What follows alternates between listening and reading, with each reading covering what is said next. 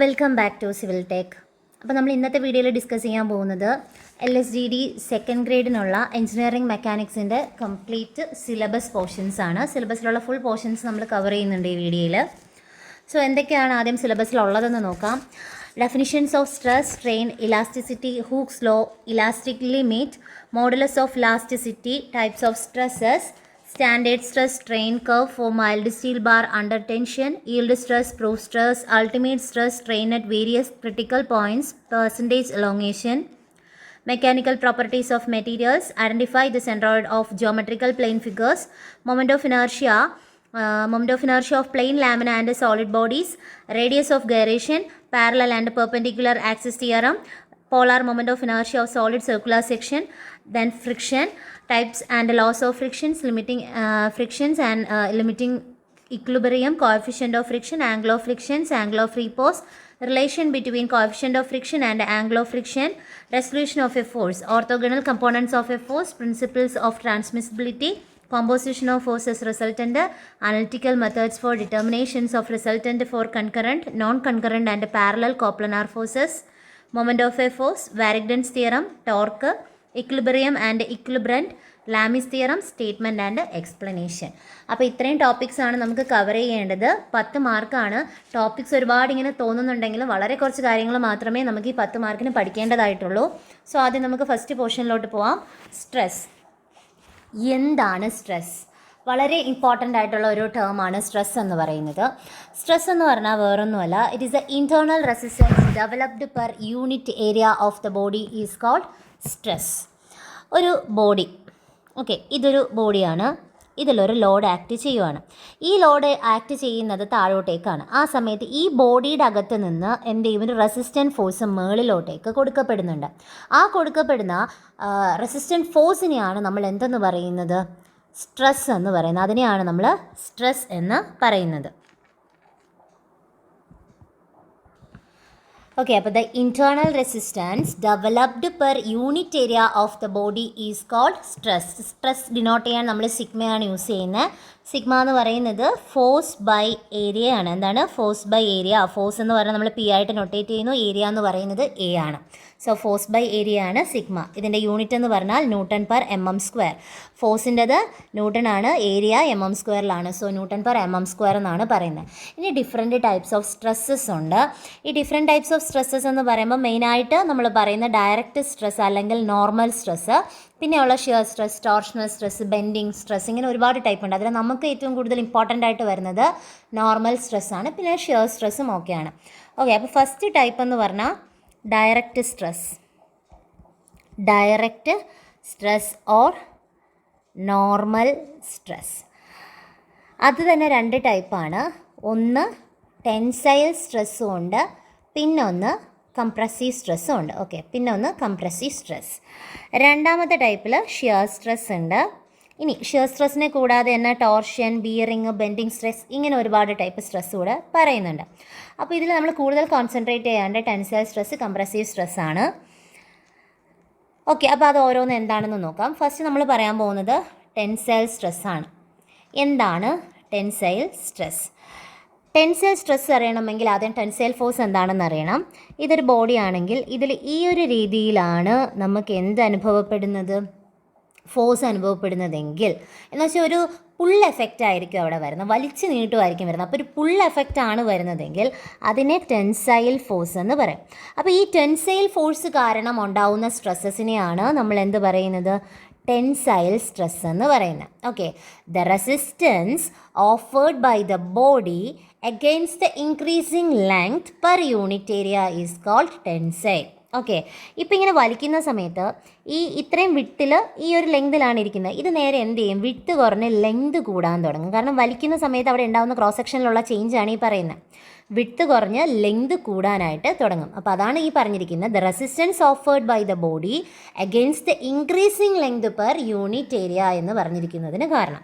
പുള്ളാണ് കൊടുക്കുന്നത്. പുള്ള് കൊടുക്കുമ്പോൾ സ്വാഭാവികമായിട്ട് ലെങ്ത് കൂടും, ലെങ്ത് കൂടുമ്പോൾ വിട്ട് കുറയും. ഓക്കെ, അതാണ് ടെൻസൈൽ സ്ട്രെസ്. അപ്പോൾ ടെൻസൈൽ സ്ട്രെസ് എങ്ങനെ എഴുതും നമ്മൾ? ടെൻസൈൽ സ്ട്രെസ് നോട്ടേന് ഞാൻ സിഗ്മ ടി കൊടുത്തു. Sigma T is equal to tensile load. Tensile load by area എന്ന് എഴുതാം. Tensile load by area. ഇനി ഇതുപോലെ തന്നെ നമുക്ക് രണ്ടാമത് കംപ്രസീവ് സ്ട്രെസ് പറഞ്ഞൂടെ? എന്താണ് കംപ്രസീവ് സ്ട്രെസ്? കംപ്രസീവ് സ്ട്രെസ് എന്ന് പറയുമ്പോൾ ഇതേ സെയിം തന്നെ, പക്ഷേ അവിടെ നടക്കുന്നത് ഇതൊരു ബോഡി ആണെങ്കിൽ ബോഡിയിൽ പുഷ് എഫക്റ്റ് ആയിട്ടായിരിക്കും വരുന്നത്. ആദ്യം പുള്ളായിരുന്നുവെങ്കിൽ ഇവിടെ ഉണ്ടാവുന്ന പുഷാണ്. അപ്പോൾ പുഷ് ആവുന്ന സമയത്ത് എന്ത് ചെയ്യും? ഇതിൻ്റെ ലെങ്ത് കുറയും, എന്നിട്ട് വിട്ട് അങ്ങ് കൂടും. അതാണ് അവിടെ സംഭവിക്കുന്നത്. ലെങ്ത് കുറഞ്ഞ് വിട്ട് കൂടുകയാണ് ചെയ്യുന്നത്. ഓക്കെ, അതാണ് കംപ്രസീവ് സ്ട്രെസ്സിൽ സംഭവിക്കുന്നത്. Resistance offered by the body per unit area against the decreasing length is called compressive force. അവിടെ ഇൻക്രീസിങ് ലെങ്ത് ആയിരുന്നെങ്കിൽ ഇവിടെ വരുന്നത് ഡിക്രീസിങ് ലെങ്ത് ആണ്.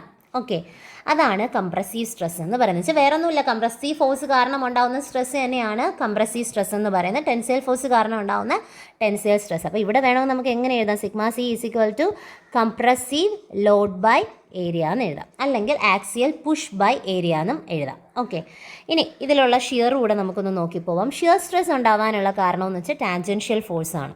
Okay, shear stress. അപ്പോൾ ഷിയർ സ്ട്രെസ് ഉണ്ടാകാനുള്ള കാര്യം എന്ന് പറയുന്നത് ടാൻജൻഷ്യൽ ഫോഴ്സ് കാരണമാണ്. അപ്പോൾ അതിലൊരു ഷിയർ ഓഫ് ആയിരിക്കും ഉണ്ടാവുന്നത്. അപ്പോൾ അത് നമ്മൾ പറയുമ്പോൾ the resistance offered by the body per unit area against the shear of is called shear stress. അപ്പോൾ നമ്മൾ നേരത്തേൽ പറഞ്ഞതെന്ന് പറയുമ്പോഴത്തേക്കും ബോഡി എങ്ങനെയാണ് ഈ ഒരു മൂവ്മെൻറ്റ് അല്ലെങ്കിൽ അവിടെ വരുന്ന ഒരു പുഷിങ് എഫക്റ്റ്. പക്ഷേ ഇവിടെ വരുന്ന ചേഞ്ച് എന്ന് പറയുന്നത് നമുക്കിപ്പോൾ ഒരു നോർമൽ പൊസിഷനിലിരിക്കുന്ന ഒരു ബോഡി ആയിരിക്കും. ഇവിടെ എന്ത് സംഭവിക്കും? ഈ ഷിയർ കാരണം ഈ ഒരു രീതിയിലുള്ള ചേഞ്ച് ആയിരിക്കും ഇവിടെ ഉണ്ടാവുന്നത്. അതാണ് അതിൻ്റെ വ്യത്യാസം എന്ന് പറയുന്നത്. ഇവിടുത്തെ ലോഡ് വരുന്നത് ഈ രീതിയിലായിരിക്കും. ഓക്കെ, ടാൻജൻഷ്യലി ഉള്ള ലോഡ് കാരണമാണ് എപ്പോഴും നമുക്ക് ഷിയർ സംഭവിക്കുന്നത്. അപ്പോൾ ഈ ഇത്രയും സ്ട്രെസ് ഒന്ന് അറിഞ്ഞിരിക്കും. മെയിനായിട്ട് കംപ്രസീവും ടെൻസൈലും അതുപോലെ തന്നെ ഷിയറും ഒന്ന് നോട്ട് ചെയ്ത് വെച്ചേക്കാം. ഇനി അടുത്ത ടേമാണ് സ്ട്രെയിൻ. ഇതും വളരെയധികം ഇമ്പോർട്ടൻ്റ് ആണ്. സ്ട്രെയിൻ എന്ന് പറയുന്നത് the deformation per unit length ആണ്. എന്താണ്?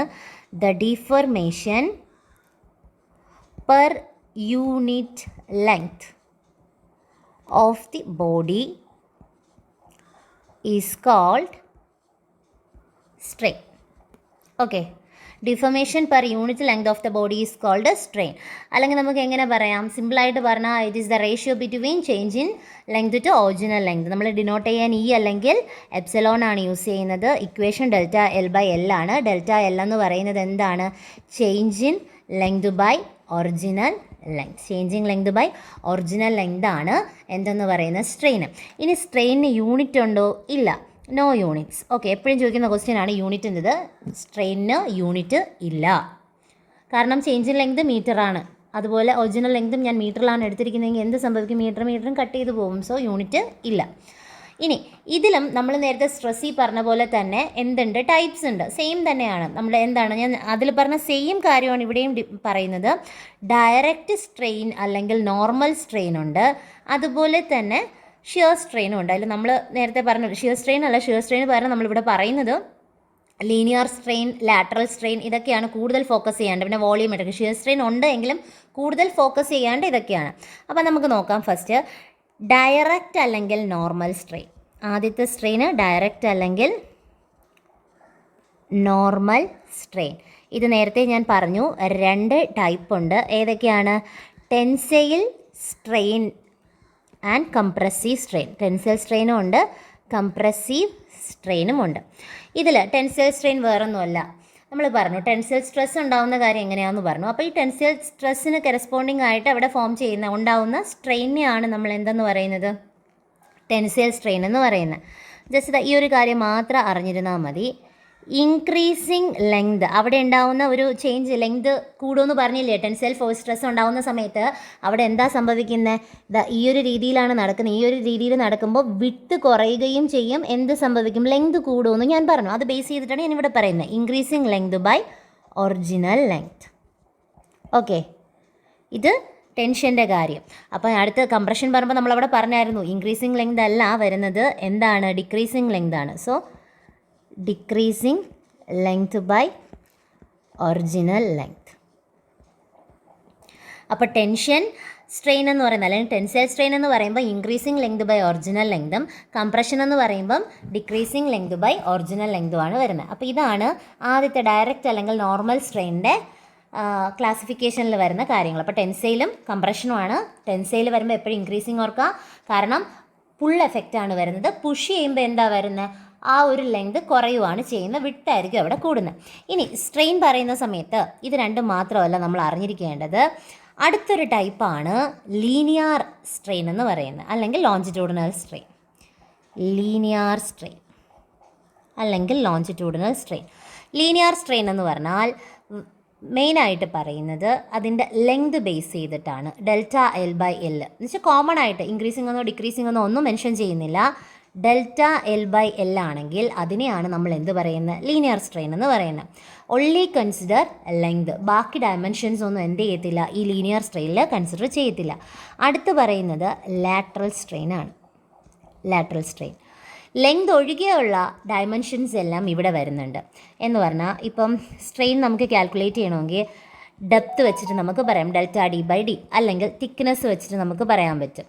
ഓക്കെ, അല്ലെങ്കിൽ ബ്രെഡ്ത്ത് വെച്ചിട്ട് പറയാം. അപ്പോൾ ഈ ലെങ്ത് ഒഴികെ ബാക്കിയുള്ള ഡയമെൻഷൻസ് ഒക്കെ വെച്ച് നമ്മൾ പറയുവാണെങ്കിൽ അതിനെയാണ് നമ്മൾ ലാറ്ററൽ സ്ട്രെയിൻ എന്ന് പറയുന്നത്. ലെങ്തിനെ വെച്ചിട്ടാണെങ്കിൽ, അല്ലെങ്കിൽ ലെങ്തിന് കൂടുതൽ പ്രിഫറൻസ് കൊടുത്താൽ അതിനെ ലീനിയർ സ്ട്രെയിൻ എന്ന് പറയും, അല്ലെങ്കിൽ ലോഞ്ചിറ്റ്യൂഡിനൽ സ്ട്രെയിൻ. അതല്ലാത്തതിന് ബ്രെഡ്ത്ത്, ഡെപ്ത്ത്, തിക്നെസ് ഇതൊക്കെ കൊടുക്കുകയാണെങ്കിൽ ലാറ്ററൽ സ്ട്രെയിൻ എന്നാണ് പറയുന്നത്. ഇനി ഇതിൽ തന്നെ അടുത്ത ഷിയർ സ്ട്രെയിൻ കൂടെ ഒന്ന് അറിഞ്ഞിരിക്കാം. ഷിയർ സ്ട്രെയിൻ എന്ന് പറഞ്ഞാൽ ഷിയർ സ്ട്രെയിൻ എന്ന് പറഞ്ഞാൽ transverse displacement by distance from lower face ആണ്. ഓക്കെ, ഇതൊന്ന് അറിഞ്ഞിരിക്കുക. ട്രാൻസ്വേഴ്സ് ഡിസ്പ്ലേസ്മെൻറ്റ്, കാരണം അവിടെ ഉണ്ടാകുന്നത് എന്താണ്, ട്രാൻസ്വേഴ്സ് ലോഡ് കാരണമാണ് ആ ഒരു ഡിസ്പ്ലേസ്മെൻറ്റ് ഉണ്ടാകുന്നതാണ്. Transverse displacement divided by distance from lower face. Okay, അപ്പോൾ ഇതാണ് എന്തെന്ന് പറയുന്നത്, ഷിയർ സ്ട്രെയിൻ എന്ന് പറയുന്നത്. ഇനി ഇതുപോലെ തന്നെ ഈ ഷിയർ സ്ട്രെയിനിൽ ഒരു ഇക്വേഷൻ കൂടെ ഒന്ന് അറിഞ്ഞിരിക്കുക, ES = tan phi. Okay, ES = tan phi എന്ന് പറയുന്ന ഒരു ഇക്വേഷൻ കൂടെ ഒന്ന് അറിഞ്ഞിരിക്കുക. ഇനി ഒരെണ്ണം കൂടെ ഉണ്ട് നമുക്ക് പഠിക്കാനായിട്ട്, വോളിയോമെട്രിക് സ്ട്രെയിൻ. വോളിയോമെട്രിക് സ്ട്രെയിൻ, സ്ട്രെയിൻ്റെയൊക്കെ ടൈപ്പ്, സ്ട്രെസ്സും സ്ട്രെയിൻ്റെയൊക്കെ ടൈപ്പ് ഒന്ന് അറിഞ്ഞിരിക്കുന്നത് നല്ലതാണ്, കാരണം സിലബസിൽ മെൻഷൻ ചെയ്യുന്നുണ്ട്. വോളിയോമെട്രിക് സ്ട്രെയിൻ എന്ന് പറഞ്ഞാൽ നോർമലി പറഞ്ഞാൽ എന്താണ്, changing volume by original volume തന്നെയാണ്. ഇനി അതല്ലാതെ ഒരു ഇക്വേഷൻ കൂടെ ഉണ്ട്, അതുകൂടെ ഒന്ന് ഓർത്തിരിക്കുക, EX + EY + EZ. അത് XY/Z ആക്സിസിൽ പറയുമ്പോൾ നമ്മൾ ഓർത്തിരിക്കേണ്ടതാണ് EV = EX + EY + EZ. അതുപോലെ തന്നെ EV =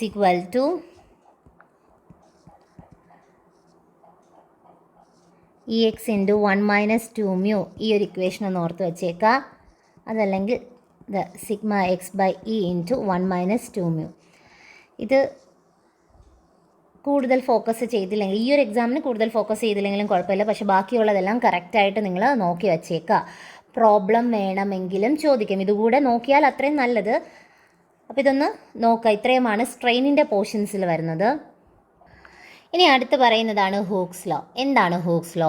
ഹൂക്സ് ലോ എന്ന് പറഞ്ഞാൽ നമ്മൾ സിമ്പിളായിട്ട് പറഞ്ഞാൽ എപ്പോഴും പറയുന്ന ഒരു സംഭവമാണ്, sigma is directly proportionality to എന്താണ്, സ്ട്രെയിൻ, അല്ലെങ്കിൽ എപ്സിലോൺ അല്ലെങ്കിൽ E എന്ന് വെച്ചാൽ stress by strain. Stress is directly proportionality to strain, അതാണ് ഉദ്ദേശിച്ചത്. Stress is directly proportionality to strain. അപ്പോൾ ഇത് എന്തിൻ്റെ അടിസ്ഥാനത്തിലാണ് ഇങ്ങനെ പറയണതെന്ന് നോക്കാം. നമ്മളൊരു മെറ്റീരിയലിൽ അല്ലെങ്കിൽ ഒരു ബോഡിയിൽ ലോഡ് ആക്ട് ചെയ്യുകയാണ്, അതൊരു ഇലാസ്റ്റിക് ലിമിറ്റിനകമാണെങ്കിൽ, അത് ശ്രദ്ധിക്കുക, വിത്തിൻ ഇലാസ്റ്റിക് ലിമിറ്റിലാണെങ്കിലേ നമുക്ക് എന്ത് ചെയ്യാൻ പറ്റൂ, ഈ stress is directly proportionality to strain എന്ന് നമുക്ക് പറയാൻ പറ്റും. സോ അങ്ങനെയെങ്കിൽ അതിന് നമുക്ക് ഹൂക്സ് ലോ എന്ന് പറയാം. It states that when the material is loaded within elastic limit, stress is directly proportionality to strain. Okay, ഇപ്പോൾ ഞാനൊരു ഗ്രാഫ് വരയ്ക്കുകയാണെങ്കിൽ, എന്ന് വെച്ചാൽ സ്ട്രെസ്സും സ്ട്രെയിനും വെച്ച് നമ്മളൊരു ഗ്രാഫ് പ്ലോട്ട് ചെയ്യുവാണെങ്കിൽ അതിൽ കറക്റ്റ് ലീനിയർലി പോവുകയാണെങ്കിൽ അതിൻ്റെ അർത്ഥം സ്ട്രെസ്സും സ്ട്രെയിനും ഒരുപോലെ പോകുന്നതെന്നാണ് അർത്ഥം. ലീനിയർലി ആണ് അവിടെ വേരി ചെയ്യുന്നത്. സോ അതെന്താണ്, ഈ sigma is directly proportionality to strain ആണ് നമുക്ക് പറയാം. ഓക്കെ, ഇനി അടുത്ത് നമ്മൾ അറിയേണ്ടത് ഹൂക്സ് ലോ എവിടം വരെ വാലിഡ് ആണെന്നാണ്. ആ ഒരു പോയിൻറ്റും കാര്യങ്ങളും നമ്മൾ അടുത്ത് ഡിസ്കസ് ചെയ്യുന്നുണ്ട്, എങ്കിലും ഒന്ന് അറിഞ്ഞിരിക്കുക. Hooke's law is valid up to proportionality limit. Okay, proportionality limit. Hooke's law എവിടം വരെ വാലിഡ് ആണെന്ന് ചോദിച്ചാൽ ആ ഒരു വാലിഡ് ആവുന്ന പോയിന്റ് പ്രൊപ്പോർഷണാലിറ്റി ലിമിറ്റ് വരെയാണ്. ഇപ്പം മിക്ക ഓവർസിയർ എക്സാംസിൻ്റെ എടുത്ത് നോക്കുകയാണെങ്കിലും ചിലപ്പം പ്രൊപ്പോർഷണാലിറ്റി ലിമിറ്റ് ആയിരിക്കില്ല അവർ ചോദിക്കുന്നത്, വിത്തിൻ ലിമിറ്റ് ഇലാസ്റ്റിക് ലിമിറ്റ് ആയിരിക്കും. കാരണം വിത്തിൻ ഇലാസ്റ്റിക് ലിമിറ്റ് എന്ന് പറയുന്ന ഒരു ടേം അവിടെ ഹൈലൈറ്റ് ചെയ്യുന്നുണ്ട്. അപ്പോൾ പ്രൊപ്പോർഷണാലിറ്റി ലിമിറ്റാണ് കറക്റ്റ് ആൻസർ. എങ്കിലും മെജോറിറ്റി ചോദിക്കുമ്പോൾ ഓപ്ഷനിൽ പ്രൊപ്പോർഷണാലിറ്റി ലിമിറ്റിനേക്കാളും കൂടുതൽ വന്നേക്കുന്നത് ഇലാസ്റ്റിക് ലിമിറ്റാണ്. അപ്പോൾ അതുകൂടെ ഒന്ന് നോട്ട് ചെയ്തേക്കാം. അപ്പോൾ Hooke's law is valid up to proportionality limit. അതുപോലെ തന്നെ ഐസോട്രോപിക് മെറ്റീരിയൽസിനാണ് കൂടുതലും ഹൂക്സ് ലോ വാലിഡ് ആയിട്ടുള്ളത്. ഇനി നമ്മൾ പറഞ്ഞു ഈ സിഗ്മ അല്ലെങ്കിൽ stress is directly proportionality to strain ആണെന്ന്. അപ്പോൾ ഈ ഡയറക്ട്ലി പ്രൊപ്പോർഷണാലിറ്റി മാറ്റാൻ വേണ്ടിയിട്ട് ഞാൻ അവിടെ ഒരു കോൺസ്റ്റൻറ്റ് കൊടുക്കുന്നുണ്ട്. ഓക്കെ, അപ്പോൾ ഈക്വൽ ടു ആയിട്ട് എനിക്ക് എഴുതാമല്ലോ, E into epsilon. So E എന്ന് പറയുന്ന കോൺസ്റ്റൻറ്റിനെ പറയുന്നതാണ് modulus of elasticity. Modulus of elasticity E എന്ന് പറഞ്ഞാൽ സ്ട്രെസ് ബൈ സ്ട്രെയിൻ ആണ് വരുന്നത്. ഓക്കെ, അപ്പോൾ ഇതിൽ നിന്ന് ഈ കണ്ടുപിടിച്ച എന്താണ് സ്ട്രെസ് ബൈ സ്ട്രെയിൻ. അപ്പോൾ മോഡുലസ് ഓഫ് ഇലാസ്റ്റിസിറ്റി അതിനെ പറയുന്ന വേറൊരു പേരാണ് യങ്സ് മോഡുലസ്. അപ്പോൾ മോഡുലസ് ഓഫ് ഇലാസ്റ്റിസിറ്റി അല്ലെങ്കിൽ യങ്സ് മോഡുലസ് എന്ന് പറഞ്ഞാൽ എന്താണ്? ഇതും സെയിം തന്നെയാണ് പറയുന്നത്. When the material is loaded with in elastic limit എന്താണ് stress is directly proportional to strain എന്ന് വെച്ചാൽ ആ സ്ട്രെസ്സിൻ്റെയും സ്ട്രെയിനിൻ്റെയും റേഷ്യോ എടുക്കുന്ന ഡയറക്ട്ലി പ്രൊപ്പോർഷണൽ എന്നുള്ളൊരു ടേം നമ്മൾ യങ്സ് മോഡുലസ് ഹൈലൈറ്റ് ചെയ്യില്ലെങ്കിലും അവിടെ അത് വരാനുള്ള കാരണം എന്ന് പറഞ്ഞാൽ ഈ ഒരു ഹൂക്സ് ലോ തന്നെയാണ്. ഓക്കെ, അപ്പോൾ എന്താണ് മോഡുലസ് ഓഫ് ഇലാസ്റ്റിസിറ്റി എന്ന് ചോദിച്ചാൽ, കാരണം നമ്മൾ സിലബസിൽ ഹൈലൈറ്റ് ചെയ്ത് മോഡുലസ് ഓഫ് ഇലാസ്റ്റിസിറ്റി എന്ന് പറയുന്നുണ്ട്. അപ്പോൾ മോഡുലസ് ഓഫ് ഇലാസ്റ്റിസിറ്റി എന്ന് പറഞ്ഞാൽ the ratio of tensile stress അല്ലെങ്കിൽ compressive stress, the ratio of tensile stress or compressive stress to tensile strain or compressive strain. Tensile strain or compressive strain. Okay, അതാണ് എന്തെന്ന് പറയുന്നത് modulus of elasticity അല്ലെങ്കിൽ Young's modulus എന്ന് പറയുന്നത്. When the material is loaded with in elastic limit the ratio of tensile stress to tensile strain അല്ലെങ്കിൽ compressive stress to compressive strain, അതിനെയാണ് നമ്മൾ എന്ത് പറയുന്നത്? യങ്സ് മോഡുലസ് എന്ന് പറയുന്നത്. ഇതിൻ്റെ യൂണിറ്റും സെയിം തന്നെ, ന്യൂട്ടൺ പെർ mm² തന്നെയാണ് വരുന്നത്. ഇനി നിങ്ങൾ യങ്സ് മോഡുലസ് പഠിക്കുന്ന സമയത്ത് ഒന്ന് രണ്ട് കാര്യങ്ങൾ കൂടെ ഒന്ന് അറിഞ്ഞിരിക്കുന്നത് നല്ലതാണ്. കാരണം RCC ഒക്കെ നമുക്ക് സിലബസിൽ പറഞ്ഞിട്ടുള്ളതുകൊണ്ട് ആ ക്വസ്റ്റ്യൻസ് ഒക്കെ ചോദിക്കാം. ഇ സി എന്ന് വെച്ചാൽ യങ്സ് മോഡുലസ് ഓഫ് കോൺക്രീറ്റ്, അത് എത്രയെന്ന് ചോദിച്ചാൽ 5000√FCK. ES Young's modulus of സ്റ്റീലാണ് 2 × 10⁵ ന്യൂട്ടൺ പെർ mm². ഇതിൽ FCK എന്നുകൊണ്ട് ഉദ്ദേശിച്ചിരിക്കുന്നത് കംപ്രസീവ് സ്ട്രെങ്ത് ആണ്. ഓക്കെ, അല്ലെങ്കിൽ ക്യാരക്ടറിസ്റ്റിക് സ്ട്രെങ്ത് എന്ന് പറയാം. കംപ്രസീവ് സ്ട്രെങ്ത് അല്ലെങ്കിൽ ക്യാരക്ടറിസ്റ്റിക് സ്ട്രെങ്ത് എന്ന് പറയാം. അതുപോലെ ഒരു കാര്യം കൂടെ അറിഞ്ഞിരിക്കുക, നമ്മുടെ ഈ മോഡുലസ് ഓഫ് ഇലാസ്റ്റിസിറ്റി എന്ന് പറഞ്ഞല്ലോ അല്ലെങ്കിൽ യങ്സ് മോഡുലസ്, അത് ഞാൻ ഡിനോട്ട് ചെയ്യുന്നത് ഇ ആണ്. ഈ യങ്സ് മോഡുലസിൻ്റെയും അടുത്ത് മൊമെൻ്റ് ഓഫ് ഇനേർഷ്യ, ഈ ഐ എന്ന് പറയുന്ന മൊമെൻ്റ് ഓഫ് ഇനേർഷ്യ ആണ്. എന്താണ് മൊമെൻ്റ് ഓഫ് ഇനേർഷ്യ നമ്മൾ പറയും. അപ്പോൾ യങ്സ് മോഡുലസിൻ്റെയും മൊമെൻ്റ് ഓഫ് ഇനേർഷ്യയുടെയും പ്രോഡക്റ്റിനെയാണ് നമ്മൾ എന്തെന്ന് പറയുന്നത് ഫ്ലെക്സുറൽ റിജിഡിറ്റി എന്ന് പറയുന്നത്. എന്താണ് ഫ്ലെക്സുറൽ റിജിഡിറ്റി എന്ന് പറയുന്നത്? അപ്പോൾ ഫ്ലെക്സുറൽ റിജിഡിറ്റി എന്താണെന്ന് വെച്ചാൽ it is a product of എന്താണ് Young's modulus into moment of inertia. Okay, അതാണ് ഫ്ലെക്സുറൽ റിജിഡിറ്റി. അടുത്ത് നമ്മൾ നോക്കാൻ പോകുന്നത് സ്ട്രെസ് സ്ട്രെയിൻ കർവാണ്. മൈൽഡ് സ്റ്റീലിൻ്റെ സ്ട്രെസ് സ്ട്രെയിൻ കർവാണ്. അതിൽ തന്നെ നമ്മളിപ്പം ഈ ഒരു മൈൽഡ് സ്റ്റീലിൻ്റെ സ്ട്രെസ് സ്ട്രെയിൻ കർവ് നമ്മൾ ടെസ്റ്റ് ചെയ്യുന്ന UTM മെഷീനിൽ വെച്ചിട്ടാണ്. അപ്പോൾ ഇതിൻ്റെ എക്സ് ആക്സിസിൽ എന്ന് പറഞ്ഞാൽ സ്ട്രെയിനും വൈ ആക്സിസിൽ എന്ന് പറഞ്ഞാൽ സ്ട്രെസ്സും ആണ് വരുന്നത്. ഞാൻ നേരത്തെ പറഞ്ഞായിരുന്നു ഒരു പെർട്ടിക്കുലർ ലിമിറ്റ് വരെ ഇത് ലീനിയർലി ആയിരിക്കും വെരി ചെയ്യുന്നത്, അവിടെ വരെ ആയിരിക്കും ഹൂക്സ് ലോ ഒബേ ചെയ്യുന്നത്. നോക്കിക്കേ, ഈ ഇത്രയും പോയിന്റ് കറക്റ്റ് ലീനിയർലി ആണ് വേരി ചെയ്യുന്നത്. എന്ന് വെച്ചാൽ sigma is directly proportional to strain എന്ന് നമുക്ക് ഈസി ആയിട്ട് എഴുതാൻ പറ്റും. അപ്പോൾ ഈ എ വരെയുള്ള പോയിന്റിനെയാണ് നമ്മൾ എന്ത് പറയുന്നത്? ഈ എ എന്ന് പറയുന്നതിനെയാണ് പ്രൊപ്പോർഷണാലിറ്റി ലിമിറ്റ് എന്ന് പറയുന്നത്. ഓക്കെ, പ്രൊപ്പോർഷണാലിറ്റി ലിമിറ്റ് എന്ന് പറയുന്നത് എയുടെ പോർഷനാണ്. എ ആണ് പ്രൊപ്പോർഷണാലിറ്റി ലിമിറ്റ്.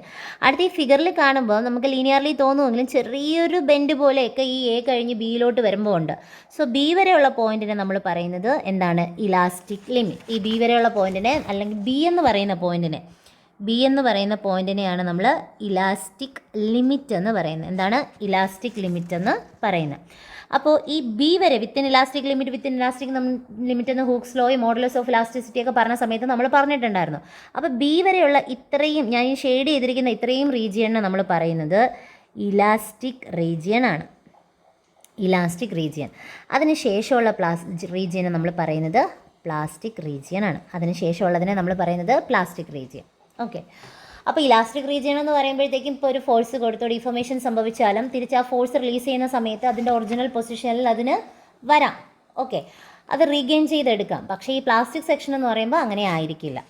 അപ്പോൾ എ എന്ന് പറഞ്ഞാൽ പ്രൊപ്പോർഷണാലിറ്റി ലിമിറ്റായി, ബി എന്ന് പറയുന്നത് ഇലാസ്റ്റിക് ലിമിറ്റ്. അടുത്ത് സിയുടെ പോർഷനാണ് ഞാനീ പറയാൻ പോകുന്നത്. സി എന്ന് പറയുന്നത് അപ്പർ ഈൽഡ് പോയിൻ്റാണ്. സി എന്ന് പറയുന്നത് അപ്പർ ഈൽഡ് പോയിൻ്റ്. അടുത്ത് ഡി എന്ന് പറയുന്നത് ലോവർ ഈൽഡ് പോയിൻ്റ്. ഇ എന്ന് പറഞ്ഞാൽ അൾട്ടിമേറ്റ് പോയിൻ്റ്. അടുത്ത എഫ് എന്ന് പറയുന്നത് ഫ്രാക്ചർ പോയിൻ്റ് ആണ്. ഓക്കെ, ഫ്രാക്ചർ പോയിൻ്റ് അല്ലെങ്കിൽ അതിനെ നമുക്ക് ബ്രേക്കിംഗ് പോയിൻ്റ് എന്ന് പറയാം. ഫ്രാക്ചർ പോയിൻ്റ് അല്ലെങ്കിൽ ബ്രേക്കിംഗ് പോയിൻ്റ് എന്ന് പറയാം. കാരണം ഈ ഒരു അൾട്ടിമേറ്റ് പോയിൻ്റ്, ഇ എന്ന് പറയുന്ന അൾട്ടിമേറ്റ് പോയിൻ്റ് എത്തിയിട്ട് പിന്നെ അവിടെ ഒരു ലോഡ് കൊടുത്തു കഴിഞ്ഞാൽ അത് പിന്നെ പൊട്ടാനായിട്ടേ നോക്കത്തുള്ളൂ. അത് ഫ്രാക്ചർ ആവാൻ അല്ലെങ്കിൽ ബ്രേക്ക് ആവാൻ വേണ്ടിയിട്ടായിരിക്കും അതിലവിടെ നോക്കുന്നത്. ഈ ഒരു പോയിൻ്റ് വരെ മാക്സിമം ആണ് അതിൻ്റെ. അതിനുശേഷം ലോഡ് കൊടുത്തു കഴിഞ്ഞാൽ അത് നേരെ സാഗ് ചെയ്യും. സാഗ് ചെയ്യുന്ന എന്തിനാണ്? പൊട്ടാൻ വേണ്ടിയിട്ടാണ് സാഗ് ചെയ്യുന്നത്. ഓക്കെ, ഇനി ഇത്രയുമാണ് ഇതിലുള്ള പോയിൻറ്റ്സ്. ഇമ്പോർട്ടൻ്റ് ആണ്, അറിഞ്ഞിരിക്കുക. ഇതിൽ ഇമ്പോർട്ടൻ്റ് ആയിട്ട് സിലബസിൽ ഒരു പോയിൻറ്റ്സ് എടുത്ത് പറഞ്ഞിട്ടുണ്ട്. Percentage of elongation. Percentage elongation എന്ന് പറയുന്ന ഒരു പോയിൻ്റ് അവിടെ എടുത്ത് പറയുന്നുണ്ട്. പെർസെൻറ്റേജ് ഇലോങ്ങേഷൻ എന്ന് പറഞ്ഞാൽ final length minus initial length divided by initial length into 100. Okay, percentage of elongation എന്ന് പറഞ്ഞാൽ ഫൈനൽ ലെങ്ത്, ഞാൻ ഈ ഫൈനൽ ലെങ്തിനെ L0 ആയിട്ട് എടുക്കുന്നു, ഇനിഷ്യൽ ലെങ്തിനെ ഞാൻ L ആയിട്ട് എടുക്കുന്നു. അപ്പോൾ എനിക്ക് എങ്ങനെ എഴുതാം? പെർസെൻറ്റേജ് ഇലോങ്ങേഷൻ എന്ന് പറഞ്ഞാൽ L0 minus L by L into 100. L0 എന്ന് വെച്ചാൽ final length minus initial length by initial length into 100 ആണ് വരുന്നത്. ഓക്കെ, ഇതാണ് പെർസെൻറ്റേജ് ഇലോങ്ങേഷൻ്റെ ഇക്വേഷൻ. വളരെയധികം ഇമ്പോർട്ടൻ്റ് ആണ്. കാരണം സിലബസിൽ ഹൈലൈറ്റ് ചെയ്ത് തന്നെ പറയുന്നുണ്ട് പെർസെൻറ്റേജ് ഓഫ് ഇലോങ്ങേഷൻ. പിന്നെ ഇതിലുള്ള 1-2 ടേംസ് ഇവിടെ ഒന്ന് അറിഞ്ഞിരിക്കാം. അത് വേറൊന്നുമല്ല, ഇലാസ്റ്റിക് ലിമിറ്റ് സ്ട്രെസ്. ഫസ്റ്റ് പറയുന്നത് elastic limit stress. Elastic limit stress എന്ന് പറഞ്ഞാൽ load at elastic limit by cross sectional area. ഇനി ഈൽഡ് സ്ട്രെസ്. എന്താണ് ഈൽഡ് സ്ട്രെസ് എന്ന് ചോദിച്ചാൽ load at yield point by cross sectional area. അതുപോലെ തന്നെ അൾട്ടിമേറ്റ് സ്ട്രെസ് എന്ന് പറയുമ്പോൾ എങ്ങനെയായിരിക്കും? Load at ultimate point by cross sectional area. Okay, ultimate stress എന്ന് പറഞ്ഞാൽ load at ultimate point by cross sectional area. Breaking stress എന്ന് പറയുമ്പോൾ ഞാൻ എഴുതുന്നില്ല. എന്തായിരിക്കും? Load at breaking point by neck area അല്ലെങ്കിൽ ക്രോസ് സെക്ഷണൽ ഏരിയ. ഓക്കെ, ഇനി ഇതിൽ തന്നെ വർക്കിംഗ് സ്ട്രെസ് ചോദിച്ചിട്ടുള്ള ക്വസ്റ്റ്യനാണ്. ഫാക്ടർ ഓഫ് സേഫ്റ്റിയും ചോദിച്ചിട്ടുണ്ട്. അപ്പോൾ അതുകൂടെ ഒന്ന് അറിഞ്ഞിരിക്കുക. ഇതിൽ വർക്കിംഗ് സ്ട്രെസ് എന്ന് പറഞ്ഞാൽ working load by cross sectional area ആണ്. വർക്കിംഗ് സ്ട്രെസ് എന്ന് പറഞ്ഞാൽ working load by cross sectional area. Working stress, working load by cross sectional area. അതുപോലെ തന്നെ ഇമ്പോർട്ടൻ്റ് ആണ് factor of safety. Factor of safety എന്താണെന്ന് വെച്ചാൽ ultimate stress by working stress. Okay, ultimate stress by working stress ആണ് എന്തെന്ന് പറയുന്നത്? Factor of safety എന്ന് പറയുന്നത്. അതുപോലെ ലോഡ് ഫാക്ടറൂടെ ഒന്ന് നോക്കി വയ്ക്കുക. ലോഡ് ഫാക്ടർ എന്ന് പറയുന്നത് ultimate load by working load. നേരത്തെ സ്ട്രെസ് പറഞ്ഞു, ഇവിടെ ലോഡ് പറഞ്ഞു, അത്രയേ ഉള്ളൂ. ഫാക്ടർ ഓഫ് സേഫ്റ്റി എന്ന് വെച്ചാൽ ultimate stress by working stress ആണ്. ലോഡ് ഫാക്ടർ എന്ന് പറയുന്നത് അൾട്ടിമേറ്റ് ലോഡ് ബൈ വർക്കിംഗ് ലോഡാണ് വരുന്നത്. അടുത്ത് നമുക്ക് സിലബസിൽ പറഞ്ഞിരിക്കുന്ന ഒരു ടോപ്പിക്കാണ് മെക്കാനിക്കൽ പ്രോപ്പർട്ടീസ് ഓഫ് മെറ്റീരിയൽസിൻ്റെ പ്രോപ്പർട്ടീസിൻ്റെ കാര്യമാണ് പറഞ്ഞേക്കുന്നത്. സോ ഫസ്റ്റ് വൺ സ്ട്രെങ്ത് ആണ്.